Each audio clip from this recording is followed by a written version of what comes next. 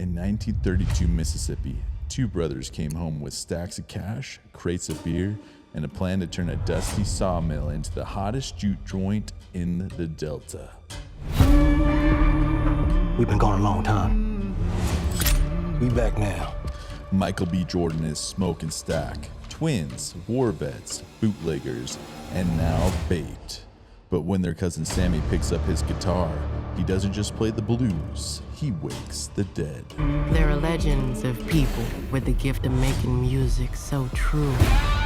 It can conjure spirits from the past and the future. Now something ancient is coming, and it wants in. You keep dancing with the devil. Careful, boy. You gonna bite off more than you can chew. One day he's gonna follow you home. Vampires, hoodoo, blood on the floor. It ain't just a party, it's a reckoning. I didn't mean to scare you. Thought y'all done forgot about me in here. Come on, open the door, let me on out of here. Stay. It's you? Of course it's me, open the door. That ain't your brother. From the director Ryan Coogler comes a southern epic soaked in sweat, soul, and screams. Sinners, play it loud, and pray it don't answer back. Y'all ready to drink? Y'all ready to sweat till y'all stink?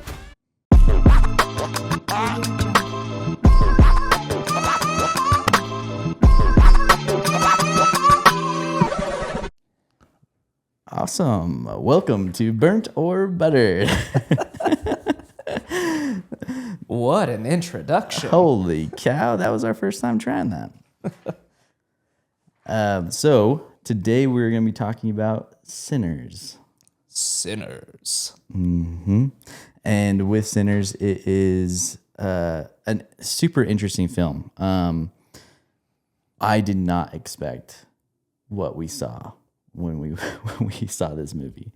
No, and I just have to say this movie came at the perfect time for me personally, having just come home from a Mississippi River cruise where I got to experience people just like in the movie. Toast feels like he's a straight up Southern now just because he spent a little time in Mississippi. I do declare. I'm a Southerner by birth. He hung around with like 70 to 80-year-old rich people on a cruise, and now he thinks that he's lived a lot more life than he actually has. Just like Mark Twain on the riverboat, I have learned a thing or two that I could share with you. Was there any gambling on that cruise? I wish there was. Yeah, mostly it was just 70 to 90-year-old people. They've lived a lot of life, and I gleaned from their experiences as a keen observer of the human element. Keen observer. What does that even mean? It means that I just have better insight into what makes people tick than say the layman.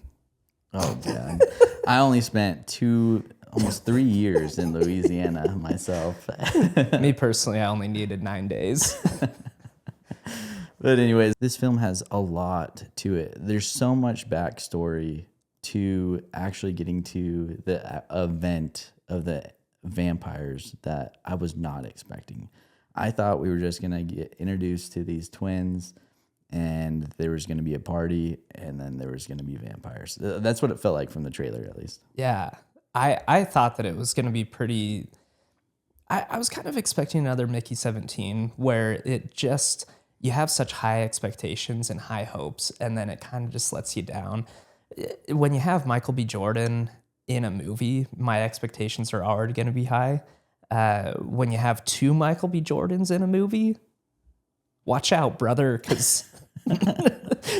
Well, my problem with the two Michael B. Jordans, to be honest, was I don't think either of, Smoke or Stack was Michael B. Jordan at his best. Yeah. Like, I think that he had to change himself so much that like each one of them was kind of like a half of him, you know, like if he just had one character in this movie, I think that he could have done an amazing job, like as that one character. But because he had to be two, like with the accents and the voice change and stuff like that, it just felt like something was missing from him the whole time. And I totally agree with that. I don't feel like it was really necessary to have him play both characters. They made them twins so that they could do both characters, but it really just felt like you could have had two actors or even just one person, you know? Yeah. Well, I think the brothers aspect of it was really important because like they had gone through this experience together. Like they lived and he really knew each other really well and wanted like the best for each other no matter what and was going to protect each other no matter what type idea. But you almost get lost in the fact that they talk similar, they look exactly the same. The only thing that's different is their hats or like their color. I mean, they have way different personalities, you know, like Smoke is way more conservative, like way more like almost like OCD kind of the business-minded one. Yeah. And Stack is just a crazy guy. He's the one that's fun. And so you can see that. But what was interesting about that, and I almost kind of just want to see the movie again because there was so many times where I feel like Smoke and Stack like switch places in the moment, you know, that they would go in as Smoke, come out as Stack. And that made me think like, is this actually just one person? It was kind of weird in that way where it did make you wonder like who is doing what and where, you know, like how does that work? Yeah, and I think to that point, it just was confusing in general that they looked exactly the same and that they'll really, you know, they acted differently in different situations, but at the same time, they looked so much alike that there was no way to tell them apart other than the color that they chose to wear. Yeah. And so I think that was confusing for me, at least when I was watching it, which was obviously made a little bit more clear when one of them was a vampire and one wasn't, you know? Yeah. Well, with that too, you know, in Mickey 17, Robert Pattinson, like he really did have a huge different tonal change, you know, between characters. Like Mickey 17 was a soft, like kind of higher pitched guy. And the Mickey 18 was just completely opposite. And so, and the demeanor was completely opposite. Right. The way that they walked and everything was different. Yeah. And so it was way easier, I think, in that sense of that double to tell the huge difference. And even if we go back to the monkey, I can't remember the actor's name, but Theo James. Yeah. He did a really good job with the mannerisms.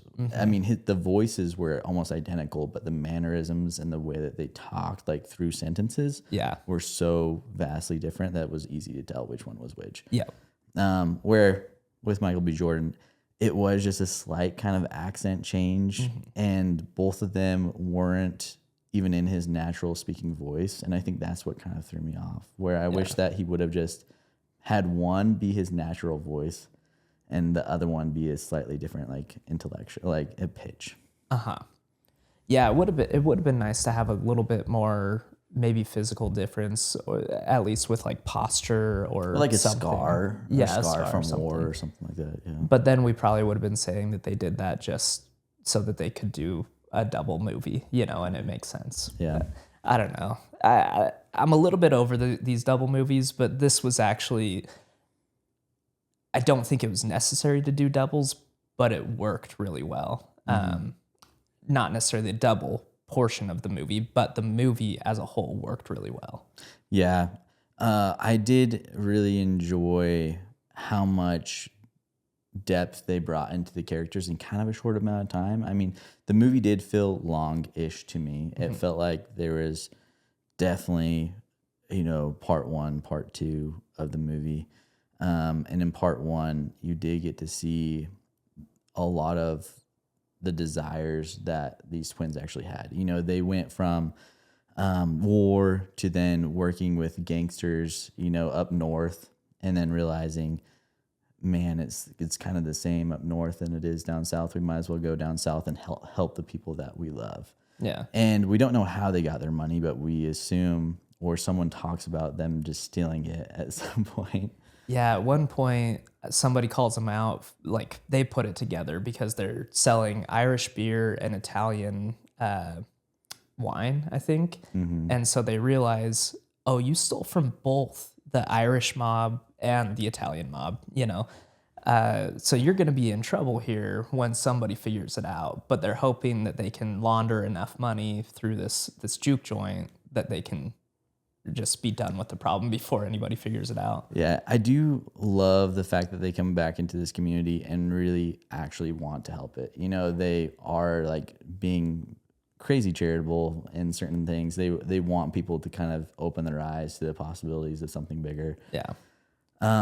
And throughout this movie, they kind of reconnect with, you know, loves from the past and or just things that they left behind that kind of made them who they were.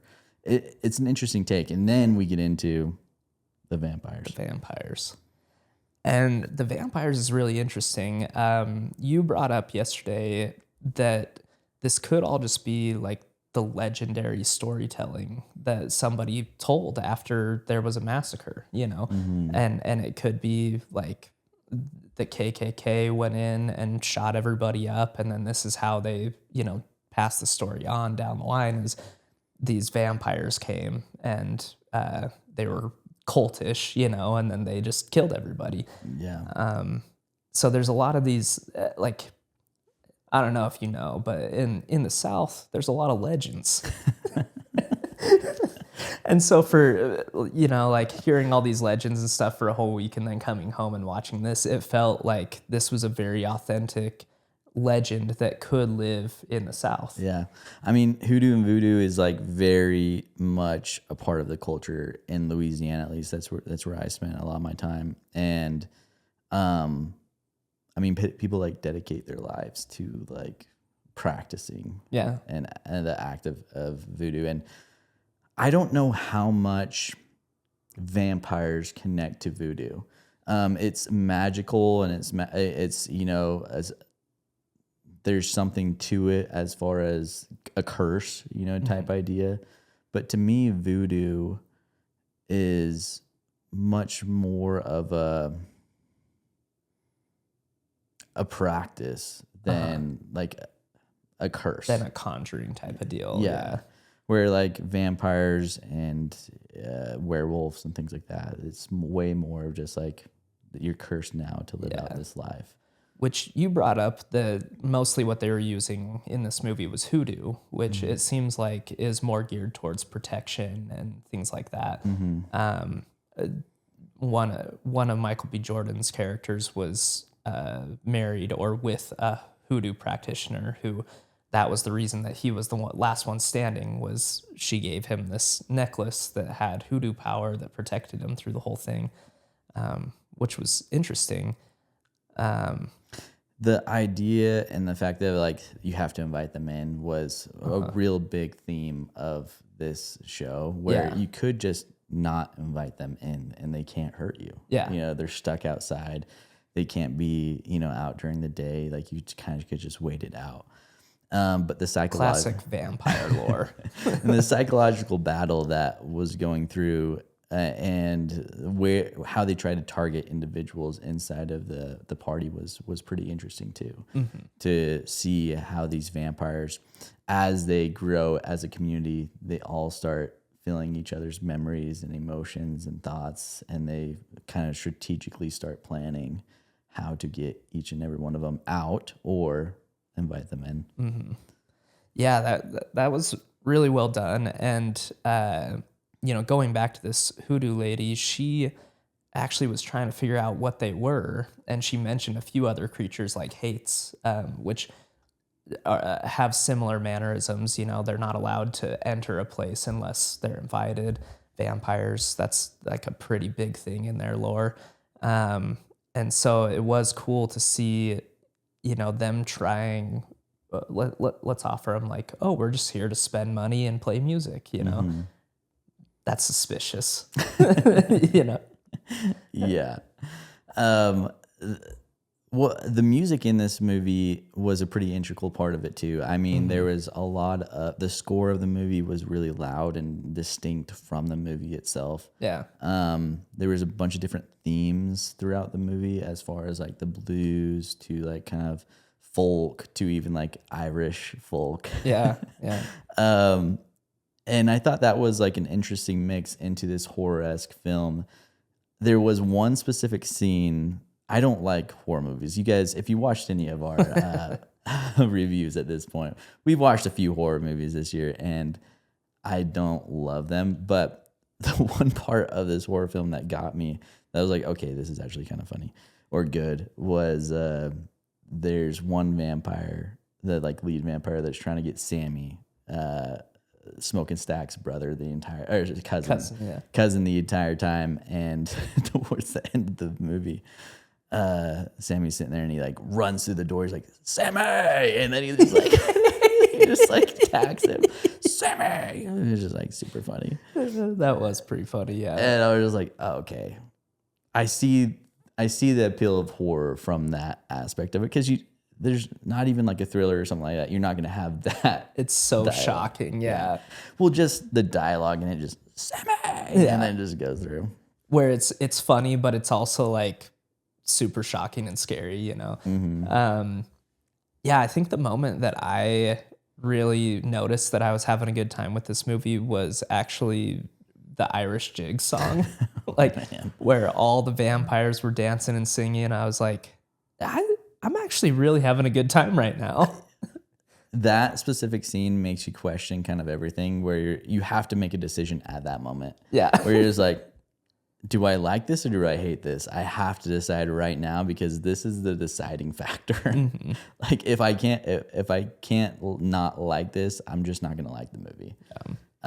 Because it's just so kind of out of place in this film. Yeah. It's a total tone shift, you know? And it's like, why are they doing it?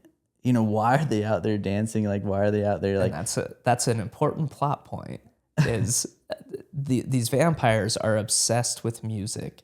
And like Stetson said, when they get turned into a vampire, they have like this collective memory bank where they get all the memories of every other person that this vampire's turned. And all of them immediately become incredible musicians and dancers and stuff. And it's because this vampire wants to, if he gets a good enough group together, he can transcend time and space and see all of his like old family members that are dead. And that's why he wants Sammy, is because Sammy has that power, which was a super interesting like lore plot point to put in there, which I wasn't familiar with. Well, and another side of that is apparently the Irish jig is the top echelon, top tier, yeah, of dance. That all these other vampires are just worshiping this guy doing the Irish jig because they're just like, oh my gosh, he's the best dancer in the world. If you want to become like an enormously famous cult leader, all you got to do is be a vampire who gets everybody else's like skills, because then they also worship you. Yeah, because he has it all. But wouldn't they have the same skills that he has? Because but he's like better than them. There was a lot of underlining messages inside this movie, whether it comes from like racism and segregation,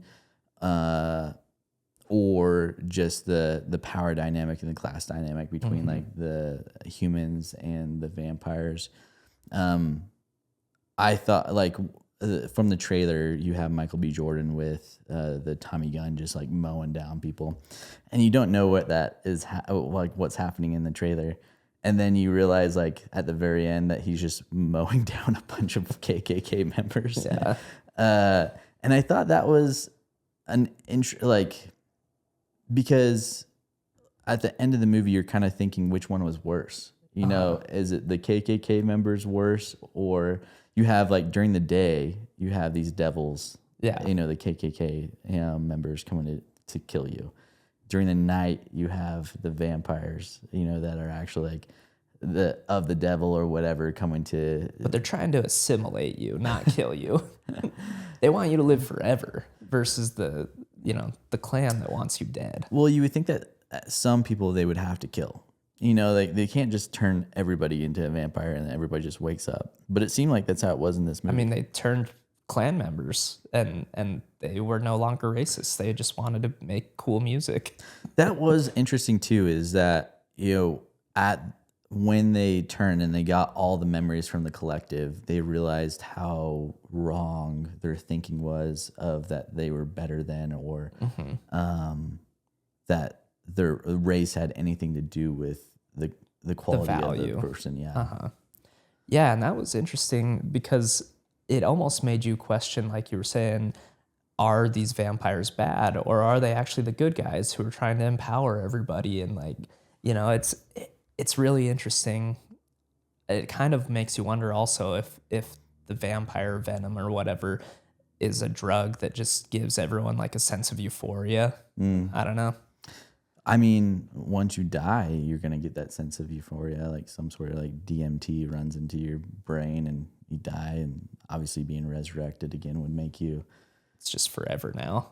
Forever DMT. That's science. Yeah. All in all, I mean, I thought it was good. I'll have to be honest. Like, I didn't love Sammy. Didn't love Sammy's character that much, honestly. I just, for some reason, he just kind of rubbed me the wrong way. Maybe it's just how deep his voice was. I don't know. Yeah, that feels like a wrong opinion. Let's, for the final pop, let's get somebody with the right opinion in here. I did hear that we have a special guest. I think, should I just introduce Dustin? Yeah, just bring in Bayou Toast.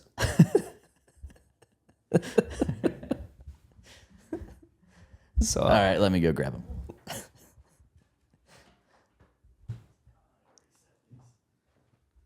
Now we'd like to introduce Bayou Toast. Welcome to the show, Bayou Toast. And why don't you go ahead and tell us what you thought of the movie? By golly, thank you, Toast. Thank you for having me on the show today. Boy, if I had to say one thing about this movie, I would say it is probably the greatest movie that I've ever seen in my life, I would have to say. It transcends both space and time in a way that you wouldn't believe a vampire movie could do.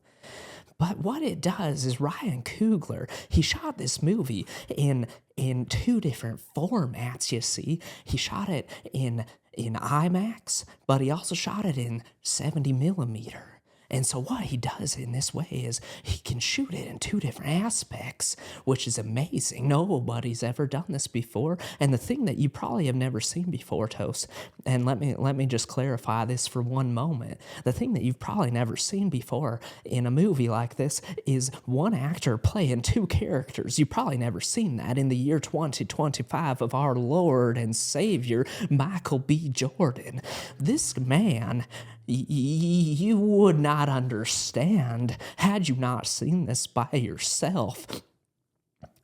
The thing that you need to understand is that the first time that I saw this man on film, I went and bought myself a treadmill because I said to myself, Bayou Toast, you're looking a little pudge. And that man, Michael B. Jordan, he has the body of an Adonis. And that's all I gotta say about this, is that this movie is a 5.0. So what I'm hearing you say is you got a thing for Michael B. Jordan? That man is the sexiest man alive. If you don't believe me, you are not reading the tabloids. Okay, I think we've heard enough here. We need Stetson back in here. Stetson, Bayou Toast, that's in that baloney head? I do declare. All right. Man, I was in the bathroom, but it sounded like a pretty... Man, what a colorful character. That dude grew up in the South, didn't he? Oh, yeah. That guy definitely is from the South. I'm pretty sure we should listen to his opinion on this movie then. He made some good points. I'm gonna have to pick up some tabloids, I guess. Sweet. So what did you think about this one, Toast? I really enjoyed this movie. I felt like it was a really, really cool way to tell a story. The filmmaking was really, really interesting. It was shot in a pretty way. All the characters, like you said, were super deep. For me, this was a great movie. I'd give it a 4.25. 4.25. I like it. I would say for this movie, I would have to agree. I have to give it more than a 3. I can't give it more than a 4.5 because that's just too good. I'm going to have to go with like a 3.88. Because there's a lot about this movie that was really, really good. And it was super interesting. The storytelling was really good. The acting was really good. The originality of the film was good. It was A24 did not strike out this time. It was really unexpected. Was this an A24 movie? It was, yeah. Oh wow, A24 is all around this year. But all in all, it was a good film, especially was for it A24. No, I don't think it was A24. I think I got mixed up because the one we saw last night. Yeah, Legend of we can cut OG. that. It was 24. But yeah, I think this one's worth a watch. I think there's so much dynamic to it, and it's so unexpected that if you go and watch this film, you're going to enjoy it. So 3.88. Yeah, you just gotta have a slightly open mind. Maybe not as open as Bayou Toast, but slightly open. Bayou Toast is a little bit biased, I feel like. Biased Toast. Bayouist. All right, that's all we've got for you today. Let us know where we're wrong. Let us know where we're right. Mm-hmm. Tell us that we're idiots. Belittle us as much as you like. Yeah. Because we're still going to keep doing it. And you know what? I don't care what you think. Just kidding. Let us know what you think about the intro. We're playing around with the idea of doing that type of synopsis, like making up our own with a voice changer and some background music and things like that. But cool. All right, we'll see you in the next one. See ya.